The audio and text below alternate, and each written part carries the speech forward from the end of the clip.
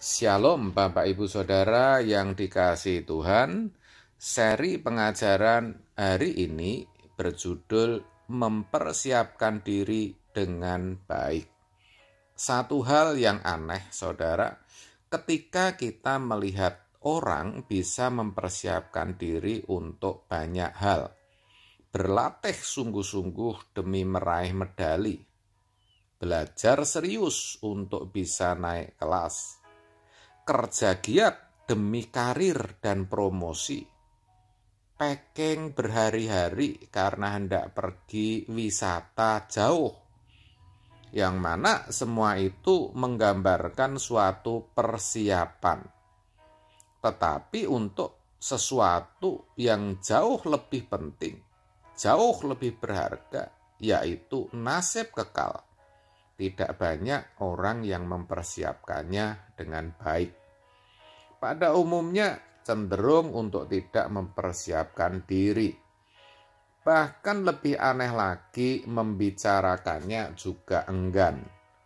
Padahal yang namanya hidup itu ada ujungnya. Dan sesudah menutup mata, kesadaran itu masih ada. Manusia itu diciptakan berbeda dengan binatang yang kalau mati semua selesai. Manusia tidak demikian. Manusia itu diciptakan sebagai makhluk kekal. Artinya, ketika menutup mata untuk selamanya, kesadarannya masih ada.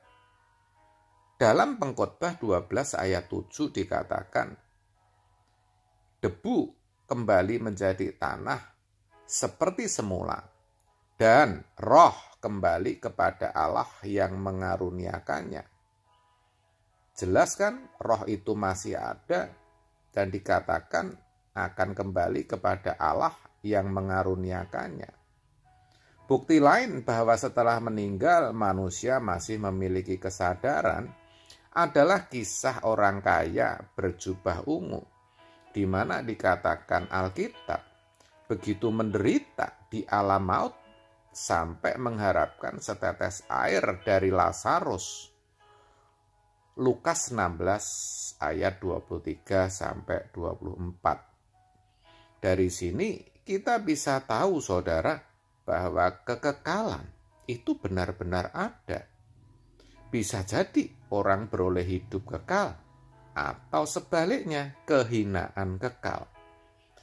Dan itu yang menentukan kita sendiri. Karena hidup itu pilihan. Sedangkan kesempatan satu-satunya untuk menentukan nasib kekal kita adalah sekarang, ketika kita masih hidup. Bukan nanti ketika kita sudah berada di balik kubur. Bukan loh Saudara. Sekali lagi saya katakan kita sendiri yang bertanggung jawab Saudara. Sedangkan Tuhan sudah selesai dengan tugasnya. Kristus sudah mati buat kita dan itu anugerah. Artinya peluang untuk selamat, yaitu dikembalikannya kita ke rancangan Allah semula. Yang mana tadinya kesempatan itu tertutup dan dengan upaya apapun kita tidak mungkin bisa beroleh selamat. Tetapi telah menjadi mungkin, Saudara. Allah juga sudah memberikan firman-Nya sebagai penuntun. Allah juga bekerja melalui setiap peristiwa dalam hidup kita. Lalu Allah juga memberikan Roh Kudus-Nya agar memberikan kita kesanggupan. Maka tadi saya katakan tugas Allah sudah selesai. Masalahnya sekarang bagaimana dengan kita, Saudara dan saya? Apakah Saudara mau mempersiapkan diri atau tidak? Banyak ayat Alkitab yang sangat jelas dan tegas memberitahukan bahwa kita harus mempersiapkan diri dengan baik, yaitu dengan cara memiliki perjuangan atau berjuang demi nasib kekal nanti. Matius 7 ayat 14 mengatakan, karena sesaklah pintu dan sempitlah jalan yang menuju kepada kehidupan, dan sedikit orang yang mendapatinya. Dari sini cukup jelas ya saudara, bahwa tidak mudah bagi kita untuk beroleh kehidupan. Kita harus berjuang untuk hidup saleh, hidup kudus, hidup tidak bercacat dan tidak bercela. Dalam 2 Petrus 3 ayat 11 dan 14. Jadi, jika segala sesuatu ini akan hancur secara demikian, betapa suci dan salehnya kamu harus hidup. Sebab itu saudara-saudaraku yang kekasih, sambil menantikan semuanya ini, kamu harus berusaha supaya kamu kedapatan tak bercacat dan tak bernoda di hadapannya dalam perdamaian dengan Dia, dengan Allah maksudnya. Lalu dalam 2 Korintus 6 ayat 17 sampai 18. Sebab itu, keluarlah kamu dari antara mereka dan pisahkanlah dirimu dari mereka, firman Tuhan. Dan janganlah menjamah apa yang najis, maka aku akan menerima kamu dan aku akan menjadi bapamu dan kamu akan menjadi anak-anakku laki-laki dan anak-anakku perempuan. Demikianlah firman Tuhan yang Maha Kuasa. Dalam 1 Petrus 1 ayat 16 dikatakan, kuduslah kamu sebab aku kudus.